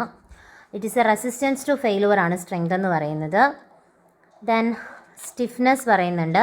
സ്റ്റിഫ്നെസ് എന്ന് വെച്ചാൽ ഡിഫോമേഷൻ എഗെയിൻസ്റ്റ് ചെയ്യുന്നതിനാണ് നമ്മൾ അതിനെ നമ്മൾ റെസിസ്റ്റ് ചെയ്യാനുള്ള ഒരു ക്യാപ്പബിലിറ്റിയാണ് സ്റ്റിഫ്നെസ്. റെസിസ്റ്റൻസ് എഗെയിൻസ്റ്റ് ഡിഫോമേഷൻ, അല്ലെങ്കിൽ നമുക്ക് പറയാം load required for unit deformation. Then homogeneous materials at any point in one direction properties remains same ആണ്. ഹോമോജീനിയസ്, ഓർത്തോട്രോപ്പിക്, ഐസോട്രോപ്പിക് ഇതൊക്കെ കോമൺ ആയിട്ടുള്ളതാണ്. ഓക്കെ, ഇനി മെയിനായിട്ട് വരുന്ന ഇലാസ്റ്റിക് മെറ്റീരിയൽസ് ആണ്. ഇലാസ്റ്റിക് മെറ്റീരിയൽസ് എന്ന് പറയുമ്പോൾ deformation and regain its position and shape by removal for loads. നമ്മൾ നേരത്തെ പറഞ്ഞ സംഭവമാണ്. നമ്മളൊരു ലോഡ് അപ്ലൈ ചെയ്യുന്ന സമയത്ത് ഡിഫോമേഷൻ സംഭവിക്കുന്നു. പക്ഷേ ആ ലോഡ് റിലീസ് ചെയ്യുന്ന സമയത്ത് അതിൻ്റെ ഒറിജിനൽ പൊസിഷൻ റീഗെയിൻ ചെയ്യാൻ പറ്റുവാണെങ്കിൽ അതിന് ഇലാസ്റ്റിക് മെറ്റീരിയൽ എന്നും. ദെൻ പ്ലാസ്റ്റിക് മെറ്റീരിയൽ എന്തായിരിക്കും, ഡിഫോമേഷൻ സംഭവിച്ച് അവിടെ ഒരു പെർമനൻറ്റ് ഡിഫോമേഷൻ ആയിരിക്കും അവിടെ ഉണ്ടാവുക. Deformation is permanent due to constant loading. അടുത്തൊരു ഇമ്പോർട്ടൻ്റ് ആയിട്ടുള്ള ടോപ്പിക്കാണ്, നമ്മുടെ മെറ്റീരിയലിൻ്റെ പ്രോപ്പർട്ടിയാണ് ഡക്റ്റൈൽ മെറ്റീരിയൽ എന്ന് പറയുന്നത്. Large deformation without rupture and can be made into thin wires by loading. Then brittle malleability ഇവിടെ നോക്കാം. Malleability, ability of hammered out into thin sheets. ഇത് രണ്ടും വളരെയധികം ഇമ്പോർട്ടൻ്റ് ആണ്. അത് പ്രോപ്പർട്ടിന്ന് പറഞ്ഞിട്ടും ചോദിക്കാം, അല്ലാതെയും ഇതിൻ്റെ കറക്റ്റ് ഡക്റ്റിലിറ്റി തന്നിട്ട് തിൻ വയേഴ്സ് ആണോ തിൻ ഷീറ്റ്സ് ആണോ ഈ ഒരു രീതിയിലും ചോദിച്ചിട്ടുണ്ട് ക്വസ്റ്റ്യൻസ്. അപ്പം ഡക്റ്റൈൽ മെറ്റീരിയൽ എന്ന് പറയുമ്പോഴത്തേക്കും നമുക്ക് നമ്മുടെ ആ ഒരു സ്റ്റീലിനെ എന്ത് ചെയ്യാൻ പറ്റും, അടിച്ച് പരത്തി വയേഴ്സ് ആക്കാൻ പറ്റും. ഫെയിലുവർ ഒന്നും ഇല്ലാതെ തന്നെ വയേഴ്സ് ആക്കാൻ പറ്റും. തിൻ വയേഴ്സ് ആക്കാൻ പറ്റുന്നതിനെയാണ് നമ്മൾ ഡക്റ്റിലിറ്റി എന്ന് പറയുന്നത്. മാലബിലിറ്റി എന്ന് പറയുന്നത് തിൻ ഷീറ്റ്സ് ആക്കാൻ പറ്റുന്നതിനെയാണ് നമ്മൾ മാലബിലിറ്റി എന്ന് പറയുന്നത്. ബ്രിട്ടിൽ എന്ന് പറയുമ്പോഴത്തേക്കും പെട്ടെന്ന് പൊട്ടിപ്പോകുന്ന ഒരു മെറ്റീരിയലിൽ പെട്ടെന്ന് പൊട്ടിപ്പോവുകയാണെങ്കിൽ അതാണ് ബ്രിട്ടിൽ മെറ്റീരിയൽ എന്ന് പറയുന്നത്. സോ ഹാർഡ്നെസ് എന്ന് പറയുമ്പം the ability to material to resist against surface rupture, abrasion, wear, scratch, cutting, penetration ഇതിനെയൊക്കെ ആ റെസിസ്റ്റ് ചെയ്യാനുള്ള എബിലിറ്റിനെയാണ് ഹാർഡ്നെസ് എന്ന് പറയുന്നത്. ദെൻ ടഫ്നെസ് എന്ന് പറഞ്ഞാൽ പെട്ടെന്നുണ്ടാകുന്ന ഒരു ലോഡ്, ഇമ്പാക്റ്റ് ലോഡ്. ഓക്കെ, അപ്പോൾ അതിനെ റെസിസ്റ്റ് ചെയ്യാനുള്ള capability. Maximum resistance offered by a body up to fracture or impact load. Fatigue, damage due to continuous cycling or repeated load. Then creep, permanent deformation due to constant loading with the time. അതൊരു slow rate deformation ആയിരിക്കും creep എന്ന് പറയുന്നത്. Okay, മെയിനായിട്ട് ഇപ്പോൾ പറഞ്ഞ ഇത്രയും properties എങ്കിലും നിങ്ങൾ അറിഞ്ഞിരിക്കണം. നെക്സ്റ്റ് ടോപ്പിക്ക് സെൻട്രോയിഡ് ആണ്. എന്താണ് സെൻട്രോയിഡ്, സെൻറ്റർ ഓഫ് ഗ്രാവിറ്റി എന്ന് ചോദിച്ചാൽ, ഇപ്പോൾ നമ്മളൊരു ലാമിനെ എടുക്കുകയാണ് എങ്കിൽ ആ ലാമിനയുടെ അല്ലെങ്കിൽ ഒരു ഏരിയ എടുത്താൽ കറക്റ്റ്, ഇപ്പോൾ ഞാൻ സ്ക്വയറാണ് എടുത്തിരിക്കുന്നതെങ്കിൽ കറക്റ്റ് ഇതിൻ്റെ സെൻറ്ററാണ് അതിൻ്റെ സെൻട്രോയിഡ് എന്ന് പറയുന്നത്. പക്ഷേ സെൻറ്റർ ഓഫ് ഗ്രാവിറ്റി എന്ന് പറയുന്നത് ആ ഒരു ബോഡിയുടെ വെയിറ്റ് എവിടെയാണോ ലൊക്കേറ്റ് ചെയ്തിരിക്കുന്ന പോയിന്റ് അതിനെയാണ് സെൻറ്റർ ഓഫ് ഗ്രാവിറ്റി എന്ന് പറഞ്ഞേക്കുന്നത്. അപ്പോൾ നമുക്ക് കുറച്ച് സെൻട്രോയിഡിൻ്റെ ഫോമുലാസ് നോക്കാം. അത്രയും ഫോമുലാസ് നിങ്ങൾ ബൈ ഹാർട്ട് ചെയ്തേക്കുക. ഫസ്റ്റ് നമ്മൾ സെൻട്രോയിഡിൽ നോക്കാൻ പോകുന്നത് യൂണിഫോം റോഡാണ്. ഒരു യൂണിഫോം റോഡാണെങ്കിൽ എങ്ങനെയാണ്, യൂണിഫോം റോഡ്, അതുപോലെ rectangle, circle, square. Okay, uniform road എന്ന് പറഞ്ഞാൽ അറിയാമല്ലോ, ഇതാണ് യൂണിഫോം റോഡ്. D/2. റെക്റ്റാങ്കിൾ എടുക്കുകയാണെങ്കിൽ D/2, സർക്കിൾ ആണെങ്കിലും എന്താണ് D/2, സ്ക്വയർ ആണെങ്കിലും എന്ത് തന്നെയാണ് D/2 തന്നെയാണ് വരുന്നത്. ആ എടുത്തിരിക്കുന്ന മെഷർമെൻറ്റ് ആ സൈഡിൽ കൊടുത്തിരിക്കുന്ന D എങ്കിൽ D, H എങ്കിൽ H, അതിൻ്റെ /2 കൊടുത്താൽ നമുക്ക് മതിയാവും. സോ അതാണ് എന്തെന്ന് പറയുന്നത്, നമ്മുടെ സെൻട്രോയിഡൽ ഡിസ്റ്റൻസ് എന്ന് പറഞ്ഞേക്കുന്നത്. ഓക്കെ, ഇനി നമ്മളൊരു സെമി സർക്കിൾ എടുക്കുകയാണെങ്കിൽ ഇതിപ്പോൾ നമുക്കറിയാൻ പറ്റും, ഇത് D ആണെങ്കിൽ എന്ത് തന്നെ D/2 ആയിരിക്കും ഇവിടുത്തെ സെൻറ്റർ വരെയുള്ള പോർഷൻ. എന്ന് വെച്ചാൽ എക്സ് ബാർ, ഇതിനെ എക്സ് ബാർ എന്നാണ് പറയുന്നത്. എക്സ് ബാർ നമുക്ക് D/2 തന്നെ ആയിരിക്കും. പക്ഷേ ഇവിടുത്തെ വൈ ബാർ ചോദിച്ചു കഴിഞ്ഞാൽ ബാക്കി നമ്മളിപ്പോൾ പറഞ്ഞതിലെല്ലാം ഈക്വലാണ്, എല്ലാത്തിലും D/2 തന്നെയാണ് രണ്ടും വരുന്നത്. ഇനി അതിൽ ഒരു വ്യത്യാസമുണ്ട്, ഇവിടെ എടുക്കുന്ന സൈഡ് ഏതാണ് ആ സൈഡ് ബേസ് ചെയ്ത് നോക്കുക. ഇവിടെ A ആണെങ്കിൽ A/2 ആ ഒരു രീതിയിലായിരിക്കും വരുന്നത്. ഓക്കെ, ഇനി നമ്മുടെ സെമി സർക്കിളിൻ്റെ കാര്യം എടുത്താൽ സെമി സർക്കിളിൽ എക്സ് ബാർ D/2 എന്ന് പറഞ്ഞു. വൈ ബാർ എന്ന് പറയുന്നത് 4r/3π ആണ്. അത് പഠിച്ചു വെച്ചേക്കുക, 4r/3π. 4r/3π ആണ് സെമി സർക്കിളിൻ്റെ വൈ ബാർ എന്ന് പറയുന്നത്. ഓക്കെ, ഇനി അടുത്ത് പറയുന്നത് ട്രയാങ്കിളാണ്. അടുത്ത് ഇമ്പോർട്ടൻ്റ് ആയിട്ട് അറിഞ്ഞിരിക്കേണ്ടത് ട്രയാങ്കിൾ. സാധാരണ ഒരു ട്രയാങ്കിളാണ് നമ്മളിപ്പോൾ എടുക്കുന്നതെങ്കിൽ നോർമലി ഒരു ട്രയാങ്കിളിൻ്റെ സെൻട്രോയിഡ് കണ്ടുപിടിക്കേണ്ട കണ്ടുപിടിക്കേണ്ടി വരുമ്പോൾ നമ്മൾ മെയിനായിട്ട് ഇതിൻ്റെ ബേസ് പോർഷനിൽ നിന്നാണ് പറയുന്നത്. ബേസ് പോർഷനിൽ നിന്ന് അതിനൊരു h/3 ഡിസ്റ്റൻസും, അതേസമയം ടോപ്പിൽ നിന്നാണ് എടുക്കുന്നതെങ്കിൽ നമ്മൾ പറയുന്നത് 2h/3 ഡിസ്റ്റൻസ് എന്നുള്ള രീതിക്കാണ് പറയുന്നത്. ശ്രദ്ധിക്കുക, ക്വസ്റ്റ്യൻ നോക്കുക, ഒന്നും പറഞ്ഞിട്ടില്ലെങ്കിൽ h/3 ആയിരിക്കും. അതല്ല, ടോപ്പിൽ നിന്ന് താഴോട്ടേക്കെന്നുള്ള രീതി പറഞ്ഞിരിക്കുകയാണെങ്കിൽ 2h/3 ആയിരിക്കും വരുന്നത്. അപ്പോൾ h/3 ഉണ്ട്, 2h/3 ഉണ്ട്. ഇത് ഇതിൻ്റെ y ബാർ ആണ്. y ബാർ ആണ് നമ്മൾ പറഞ്ഞത്. ടോപ്പിൽ നിന്നുള്ളത് 2h/3 ബേസിൽ നിന്നുള്ളത് h/3. അതേസമയം ഇവിടെ ചിലപ്പം ബ്രെഡ് ബി ആയിരിക്കും നമുക്ക് കൊടുത്തിരിക്കുന്നത്. അപ്പം എക്സ് ബാർ കാൽക്കുലേറ്റ് ചെയ്യാൻ പറഞ്ഞാൽ b/2. ഓക്കെ, അപ്പോൾ ശ്രദ്ധിക്കുക, ബേസിൽ നിന്ന് h/3, ടോപ്പിൽ നിന്നാണെങ്കിൽ 2h/3. അതേസമയം നമുക്കൊരു ഇക്വലേറ്ററൽ ട്രയാങ്കിളാണ് തന്നിരിക്കുന്നതെന്ന് വിചാരിക്കാം. നമുക്ക് തന്നിരിക്കുന്നത് ഇപ്പോൾ സാധാ ഒരു ട്രയാങ്കിൾ തന്നാലുള്ള കാര്യമാണ് ഇപ്പോൾ പറഞ്ഞത്. ഇനി നമുക്ക് തന്നിരിക്കുന്നത് ഒരു ഇക്വലേറ്ററൽ ട്രയാങ്കിളാണ് എങ്കിൽ ഫ്രം ബേസിൽ നിന്ന് എത്രയായിരിക്കും വരുന്നത്? a/2√3 ആണ് വരുന്നത്. a/2√3 ആണ്. ബേസിൽ നിന്ന് a/2√3 ആയിരിക്കും വരുന്നത്. ഓക്കെ, നമ്മൾ നേരത്തെ സെമി സർക്കിൾ പറഞ്ഞ സമയത്ത് സെമി സർക്കിളിൻ്റെ എക്സ് ബാർ d/2 എന്ന് പറഞ്ഞു, y ബാർ 4r/3π എന്നാണ് പറഞ്ഞത്. ഇനി സെമി സർക്കിൾ ആർക്കെന്ന് പറഞ്ഞ് ചോദിച്ചാൽ, സെമി സർക്കിൾ ആർക്കെന്ന് പറഞ്ഞ് ചോദിച്ചാൽ ഈ 4r/3πയുടെ കൂടെ നമ്മൾ 3/2 ഇൻറ്റു ചെയ്യുക. ഓക്കെ, അപ്പോൾ 3 ഒക്കെ കട്ട് ചെയ്ത് പോയി നമുക്ക് കിട്ടുന്നത് 2r/π എന്നാണ് കിട്ടുന്നത്. സെമി സർക്കിൾ ആർക്കെന്ന് പറഞ്ഞാൽ ചോദിച്ചിട്ടുള്ള ക്വസ്റ്റ്യൻ ആണ്, 2r/π എന്നാണ് കിട്ടുന്നത്. അതുപോലെ തന്നെ ഇനി ഒരു ക്വാഡ്രന്റൽ സർക്കിളാണ് നമുക്ക് ചോദിക്കുന്നതെങ്കിൽ, ഓക്കെ, അതിൻ്റെ സെൻട്രലുള്ള ഡിസ്റ്റൻസ് പറഞ്ഞാൽ അത് എത്രയാണ്? 4r/3π ആണ്. ഓക്കെ, ക്വാർട്ടർ സർക്കിളാണ് ചോദിക്കുന്നതെങ്കിൽ ശ്രദ്ധിക്കുക, ക്വാർട്ടർ സർക്കിളാണ് ചോദിക്കുന്നതെങ്കിൽ ക്വാർട്ടർ സർക്കിളിന് 4r/3π ആണ് വരുന്നത്. അപ്പം സെമി സർക്കിളിൻ്റെ സെൻട്രോയിഡൽ ഡിസ്റ്റൻസ് ചോദിച്ചാലും ക്വാർട്ടർ സർക്കിളിൻ്റെ സെൻട്രോയിഡൽ ഡിസ്റ്റൻസ് ചോദിച്ചാലും ശ്രദ്ധിക്കുക, y ബാറാണ് പറയുന്നത്, 4r/3π ആണ്. 4r/3π. നെക്സ്റ്റ് ഒരു സെക്ടർ ചോദിക്കുകയാണെങ്കിൽ എങ്ങനെയായിരിക്കും എന്ന് നോക്കാം. ഇപ്പോൾ ഒരു ആംഗിൾ ആൽഫ ബേസ് ചെയ്തിട്ടൊക്കെയാണ് നമുക്ക് ചോദിക്കുന്നതെങ്കിൽ അതിൻ്റെ സെൻട്രോയിഡൽ ഡിസ്റ്റൻസ് എന്ന് പറഞ്ഞാൽ 2r sin α/3 ആൽഫയാണ് വരുന്നത്. 2r sin α/3 alpha. ഓക്കെ, 2r sin α/3 ആൽഫയാണ് വരുന്നത്. അതിൻ്റെ ആംഗിൾ ആൽഫ എന്നുള്ളതാണ്. തീറ്റ ആണെങ്കിൽ ആൽഫ മാറി തീറ്റ വരും. ഓക്കെ, അടുത്ത് പറയുന്നത് ഒരു ട്രപ്പീസിയം സെക്ഷൻ്റെ ട്രപ്പിസോയിഡലാണ് വരുന്നതെങ്കിൽ, ഓക്കെ, ട്രപ്പിസോയിഡൽ എന്ന് പറഞ്ഞാൽ അറിയാമല്ലോ. അപ്പോൾ ഇങ്ങനത്തെ ഒരു രീതിയിൽ നമുക്കൊരു ഫിഗറാണ് വരുന്നത്, എ ബി, അതുപോലെ ഇതിൻ്റെ ഹൈറ്റ് h. അങ്ങനെയാണെങ്കിൽ ശ്രദ്ധിക്കുക, എയിൽ നിന്ന് എടുക്കുമ്പം ഒരു ഇക്വേഷനും ബിയിൽ നിന്ന് എടുക്കുമ്പോൾ ഒരു ഇക്വേഷൻ സെയിമാണ്, ചെറിയൊരു വ്യത്യാസമേ ഉള്ളൂ. ഇപ്പം ഞാൻ ഈ ഒരു ഫിഗറിൽ എയിൽ നിന്ന് എടുക്കുന്നതാണ് പറയാൻ പോകുന്നത്. എയിൽ നിന്ന് എടുക്കുമ്പോൾ അതിൻ്റെ centroidal distance h/3 into 2b + a/a+b. അതേസമയം ഞാൻ ബിയിൽ നിന്ന് എടുക്കുമ്പോൾ h/3 ഇൻറ്റു 2a + b/a+b. ഇതാണ് വ്യത്യാസം. ആ ചെറിയൊരു വ്യത്യാസം മാത്രമേ ഉള്ളൂ. എയിൽ നിന്നെടുത്താൽ 2b വരും, താഴെ ബിയിൽ നിന്നെടുത്താൽ a വരും, 2a എന്ന് വരും. ഓക്കെ, ഇതൊന്ന് നോക്കി വെച്ചേക്ക്. ഇതാണ് ഇതിൻ്റെ സെൻട്രോയിഡൽ ഡിസ്റ്റൻസ്. ഓക്കെ, ഇനി നമ്മൾ സെൻറ്റർ ഓഫ് ഗ്രാവിറ്റി ബേസ് ചെയ്തിട്ട് 1-2 കാര്യങ്ങളാണ് പറയുന്നത്. ഫസ്റ്റ് ഞാൻ പറയാൻ പോകുന്നത് ഒരു ഹെമിസ്ഫിയർ എടുക്കുന്ന സമയത്ത് ഹെമിസ്ഫിയറിൻ്റെ ബേസിൽ നിന്ന് നോക്കിക്കഴിഞ്ഞാൽ അത് 3r/8 ആയിരിക്കും വരുന്നത്. ഫ്രം ബേസ് ആണെങ്കിൽ 3r/8 ആയിരിക്കും വരുന്നത്. ടോപ്പിൽ നിന്ന് നോക്കുന്ന സമയത്ത് അത് 5r/8 ആയിരിക്കും വരുന്നത്. ടോപ്പ് എന്ന് പറയുമ്പോൾ നമ്മൾ വെർട്ടെക്സ് എന്നാണ് പറയുന്നത്. അപ്പോൾ വെർട്ടെക്സിൽ നിന്ന് നോക്കുമ്പോൾ 5r/8ഉം അതുപോലെ തന്നെ നമ്മുടെ ബേസിൽ നിന്ന് നോക്കുമ്പോൾ 3r/8 ആണ്. ബേസിൽ നിന്ന് 3r/8, വെർട്ടെക്സിൽ നിന്ന് 5r/8. ഏതിലാണ് വരുന്നത്? ഇത് ഹെമിസ്ഫിയർ ആണ്, ഹെമിസ്ഫിയർ. ഓക്കെ, അടുത്ത ഒരു സോളിഡ് കോണിൻ്റെ കാര്യമാണ് പറയുന്നതെങ്കിൽ അതിൻ്റെത് h/4 ആണ് പറയുന്നത്. ഓക്കെ, സോളിഡ് കോൺ ആണെങ്കിൽ ബേസിൽ നിന്ന് h/4 ആണ് പറയുന്നത്. അതേസമയം ഇത് ഹോളോയാണ്, ഇത് സോളിഡാണ് പറയുന്നത്. സോളിഡ് കോൺ ആണെങ്കിൽ h/4ഉം ഹോളോ കോൺ ആണെങ്കിൽ ബേസിൽ നിന്ന് h/3 ഡിസ്റ്റൻസുമാണ് പറയുന്നത്. ഓക്കെ, ഹോളോ കോൺ ആണെങ്കിൽ ബേസിൽ നിന്ന് h/3 ഡിസ്റ്റൻസ് ആണ് പറയുന്നത്.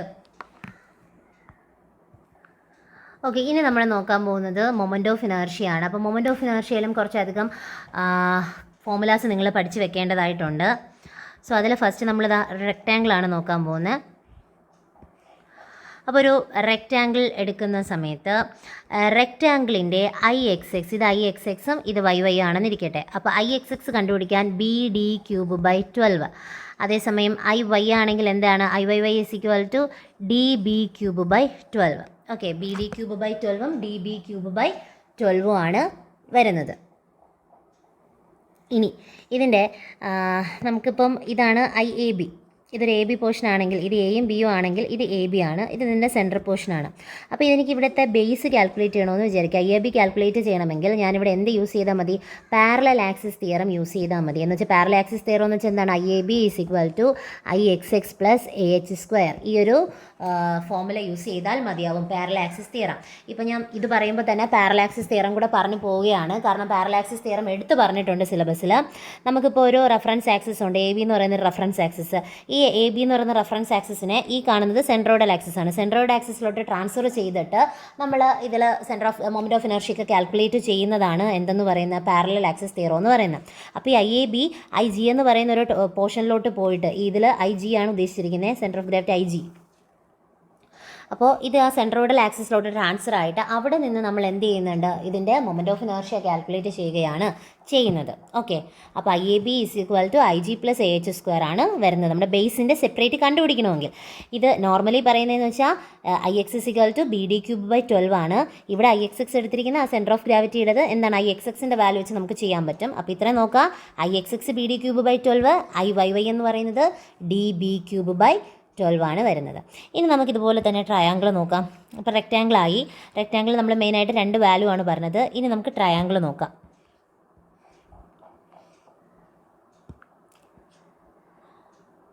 സോ ട്രയാങ്കിളിൻ്റെ വേർട്ടെക്സ് പോർഷൻ എടുക്കാം. ഇതെൻ്റെ വേർട്ടെക്സ് പോർഷനാണ്.